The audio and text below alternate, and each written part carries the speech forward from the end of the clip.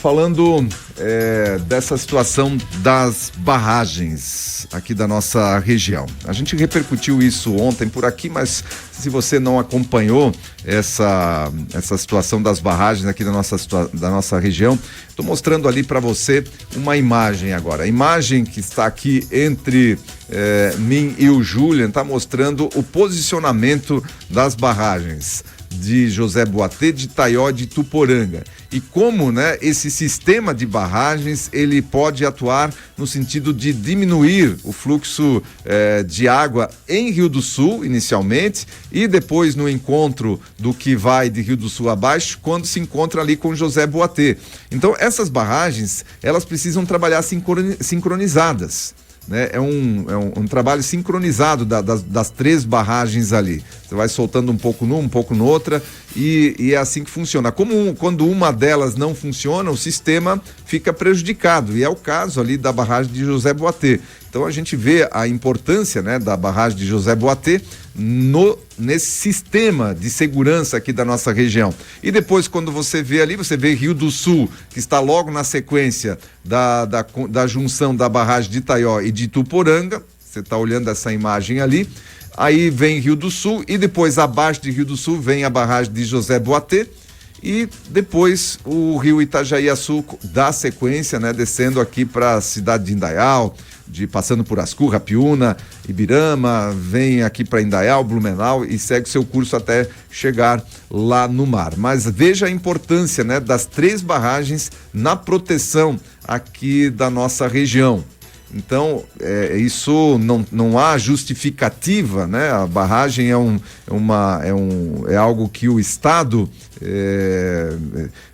construiu para a segurança aqui da nossa região, já que somos uma região que é afetada constantemente pelas enchentes. José Boatê tem a capacidade de 350 milhões de metros cúbicos de água. É a maior barragem do sistema. Ituporanga, 110 milhões de metros cúbicos, Itaió, 83 milhões de metros cúbicos de água é a capacidade de cada uma dessas barragens. Mas veja que José Boatê, 350 milhões de metros cúbicos, é a maior barragem do sistema. Ela comporta mais do que o dobro do que as outras duas juntas, praticamente o dobro do que as outras duas juntas. Então, e é a barragem que praticamente não operou durante toda essa situação aí. Poderia ter evitado que esse volume de água fosse reduzido aqui na nossa região, Indaial, Ascurra, Apiúna, Blumenau, com certeza poderia. É só você observar ali como está montado o sistema. E a gente tem ali até um vídeo agora do conflito. Eu vou deixar um pouco do áudio ali para você acompanhar um pouco do conflito que aconteceu entre a comunidade indígena lá em José Boatê e também as forças de segurança de Santa Catarina. Vamos acompanhar um pouco com áudio e vídeo essa situação que aconteceu ali no final de semana.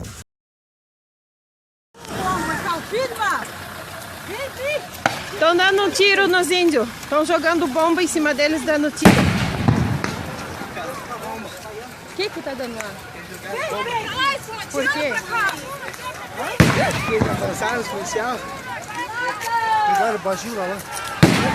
O pai! Cadê o Afonso?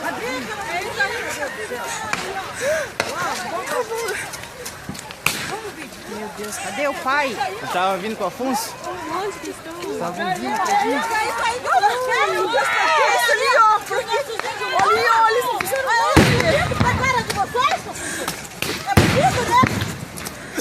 Ele jogou ali, ó. É caralho! Leva o Jean pra cima. Cadê os cacete? Cadê a cara? Que demônio de sapo? Burra aí, ó. Cadê os cacete? Cadê a mãe? Cadê os cacete? O meu filho tá lá!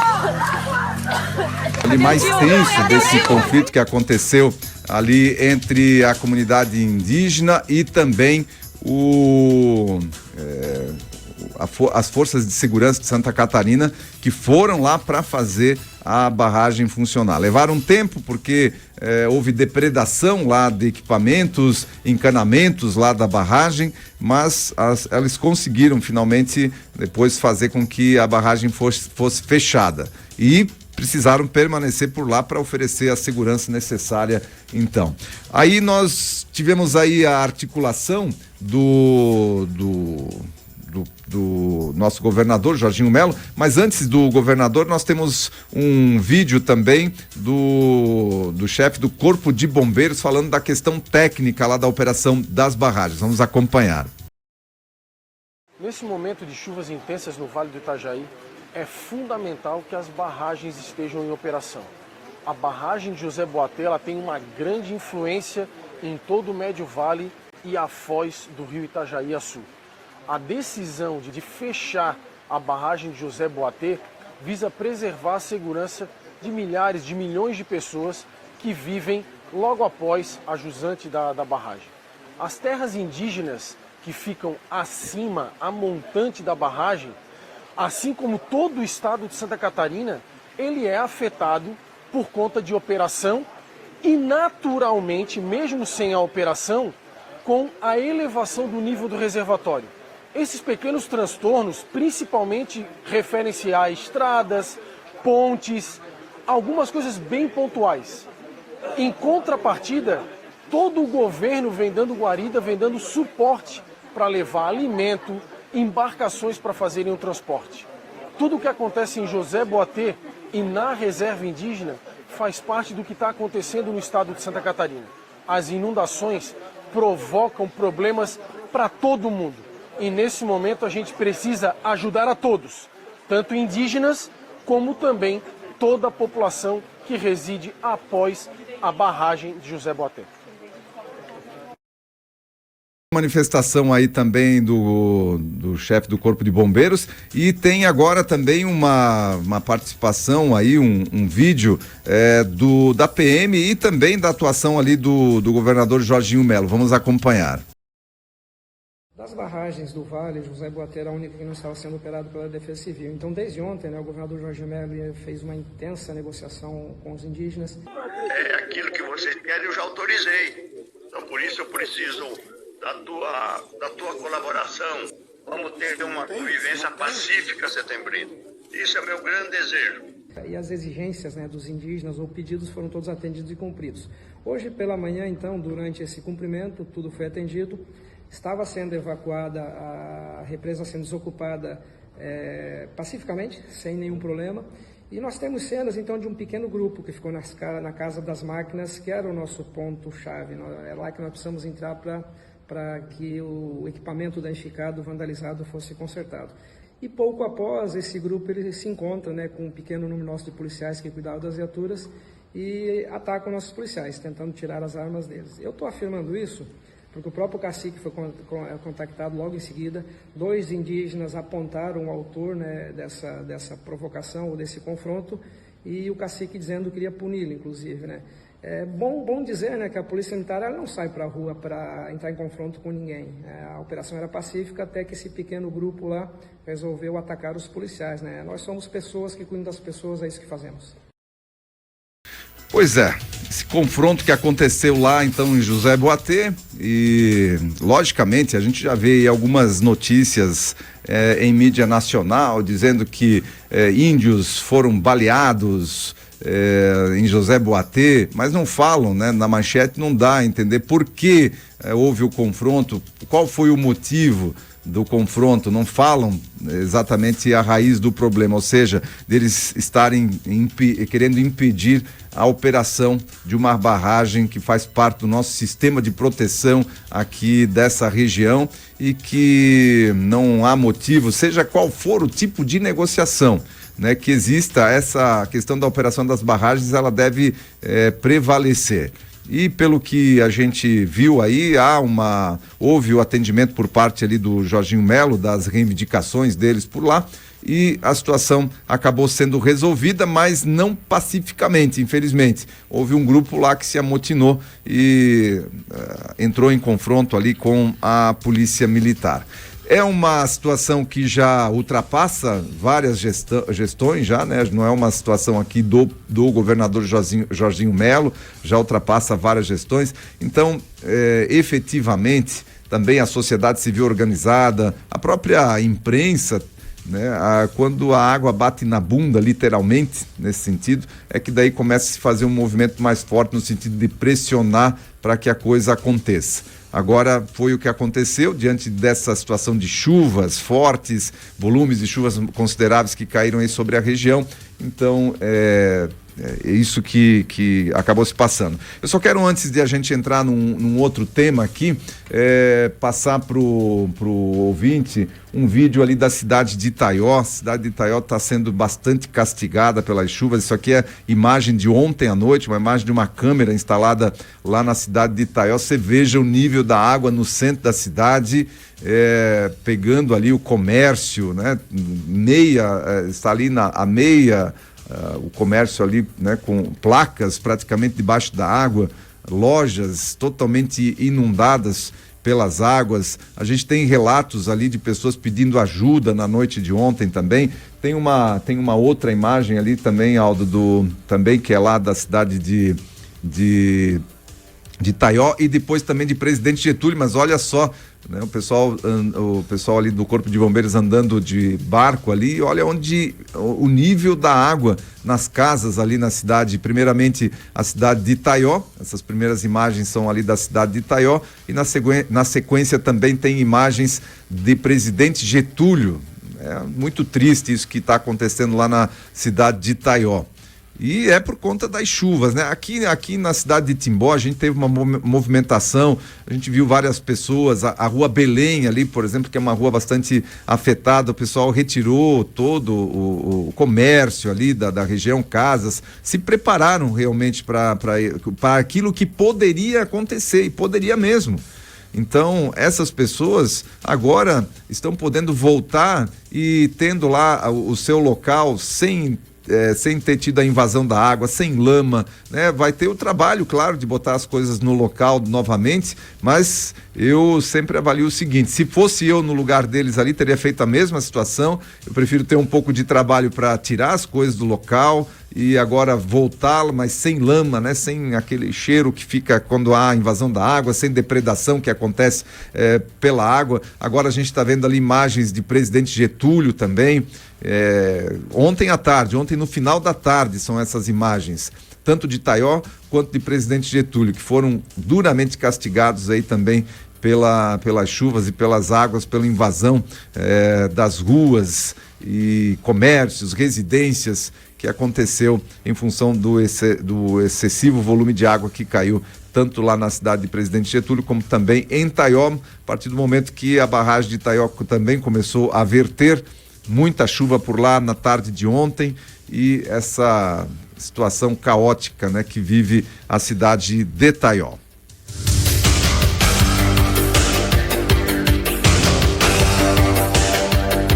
Olha, agora mudando um pouco o panorama aqui do Repórter Cultura, nós vamos repercutir notícia internacional, uma notícia lá de Israel, né, onde um grupo terrorista, o Hamas, invadiu o país aí neste último final de semana com fortes ataques a civis, ataques covardes. Terroristas fortemente armados invadiram cidades e mataram muita gente lá em Israel. Todos civis. Os que não mataram, eles sequestraram, torturaram. Então, realmente, uma situação bem complicada lá em Israel, né, que está enfrentando agora esse grupo terrorista. E existe um temor aí de que tenha uma escalada desse conflito, né, e que isso gere, claro, uma guerra regional. Israel já declarou guerra contra a Palestina e também seguiu aí o final de semana com ataques intensos lá na região da faixa de Gaza. E é claro que toda esse temor mobilizou governos locais e inclusive o Conselho de Segurança da ONU, que é presidido pelo Brasil. Segundo especialistas, o Brasil presidir um Conselho de Segurança da ONU é simbólico e pouco efetivo. Os especialistas em política e direito internacional avaliam que a presidência do Conselho de Segurança da ONU pelo Brasil, neste mês de outubro, é algo simbólico e pouco efetivo em relação às ações que envolvem a paz e a segurança global. O presidente Lula é crítico da instituição e defende a ampliação do número de países membros. A presidência brasileira do grupo, iniciada no último domingo, dia 1º, se estende até o final deste mês. O Conselho de Segurança, estabelecido em 1948 para zelar pela manutenção da paz e da segurança internacional, possui 5 membros permanentes: a China, Estados Unidos, França, Reino Unido e Rússia, e um grupo de 10 membros não permanentes com mandatos de 2 anos. Atualmente, os 10 países que ocupam essas vagas são o Brasil, Albânia, Equador, Emirados Árabes, Gabão, Gana, Japão, Malta, Moçambique e Suíça. A professora de Direito Internacional da USP, Maristela Basso, explicou que a presidência do Conselho de Segurança gera muito mais poder simbólico do que estratégico. Ela afirma que o poder representa na prática muito pouco, porque a função do Conselho de Segurança é atuar nas questões relativas à ameaça de paz e de segurança internacional. Se houver ou estiver em curso alguma ameaça, o Conselho de Segurança convocado vai decidir o que fazer, se vai intervir ou não, se vai enviar forças ou não. Enfim, fora disso, o grupo não trabalha, não fica permanentemente trabalhando. Pois é, esse conflito é um conflito antigo, é um conflito bíblico, né? Para quem conhece a Bíblia vai entender que é um conflito que vem de lá já, esse conflito entre Israel e os muçulmanos, e a Palestina nesse caso. Mas entrou nessa situação um grupo terrorista chamado Hamas, e que atuou de forma vergonhosa, né, durante esse final de semana, aí invadiu Israel. Estava acontecendo lá um festival de música pela paz em favor da Palestina, e esse festival de música eletrônica lá foi o primeiro local que foi invadido, muitas pessoas mortas e sequestradas. Agora, gente, se você quer saber o que é o Hamas e o tipo de atuação que eles estão fazendo, eu vou mostrar para você aí. Primeiramente, com áudio, inclusive, para você ver o que eles estão fazendo. Eles estão sequestraram muitas mulheres por lá, e os líderes, né, saíram. O que está acontecendo? Eles não só sequestraram, mas estão usando as redes sociais para tocar o terror e jogar para o mundo as imagens. Não estão tendo pudor nenhum em jogar para o mundo as imagens do que está acontecendo lá. Então agora tem imagens de mulheres que foram sequestradas, estão lá num local, e as lideranças do Hamas já liberou, o pessoal, os terroristas lá estão liberados para usar estas mulheres como escravas sexuais, e são mulheres que foram sequestradas ali em Israel. Tem pessoas de outros países também que estão lá em Israel, trabalham por lá, enfim, não é só o pessoal ali daquela região mesmo. Mas veja só esse vídeo das mulheres que foram feitas sequestradas e estão lá à disposição dos terroristas para serem utilizadas como escravas sexuais, liberado isso pelo grupo, pelos líderes do grupo Hamas, e isso divulgado em nota aí nas redes sociais. Vamos acompanhar então essa primeira imagem aqui das mulheres lá sendo mantidas em cativeiro.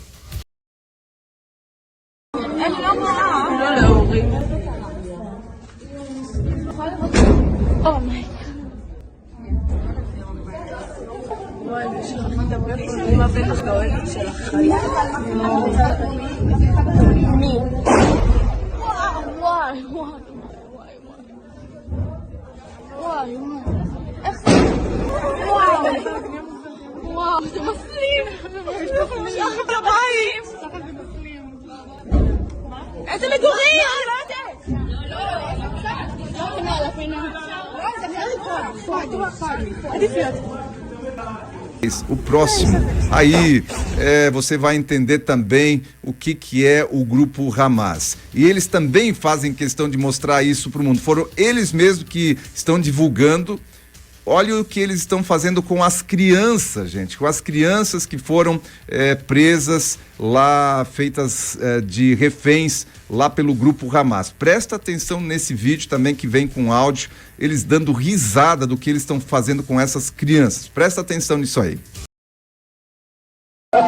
Eu acho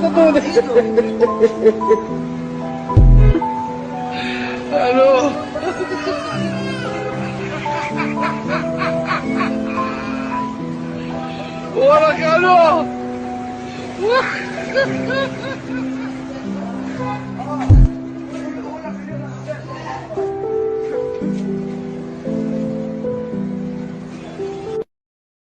É isso. Estão presas em gaiolas, feito animais, e os terroristas dando risada ao fundo dessa situação pelas quais as crianças que foram sequestradas ali pelo grupo Hamas nesse final de semana estão passando. Então, se você ouvir outra coisa sobre o grupo Hamas, que não seja que são um grupo terrorista da pior espécie, não tem outra palavra para falar a respeito do Hamas, que não necessariamente representa todo o povo palestino, mas nesse momento é o que tem atuado e quer acabar com Israel. Esse é o plano. Se você pega lá a origem do grupo Hamas, a ideia deles é acabar com Israel. Enfim, esse é um conflito que vale uma entrevista, vale uma matéria um pouco mais extensa para a gente entender um pouco mais sobre o conflito que acontece lá entre essas duas nações. Mas, de momento, essa violência toda que aconteceu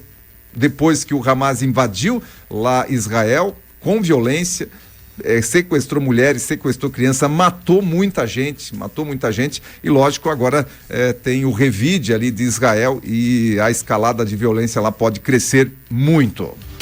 Estamos falando aí de pelo menos 700 pessoas mortas aí só nesse final de semana, em 2 dias de conflito, e mais de 2.000 feridas, isso em território israelense. Fora as que foram sequestradas, estão agora sofrendo aí nas mãos dos terroristas. Assim a gente encerra esse primeiro bloco de informação para você, ouvinte do Repórter Cultura.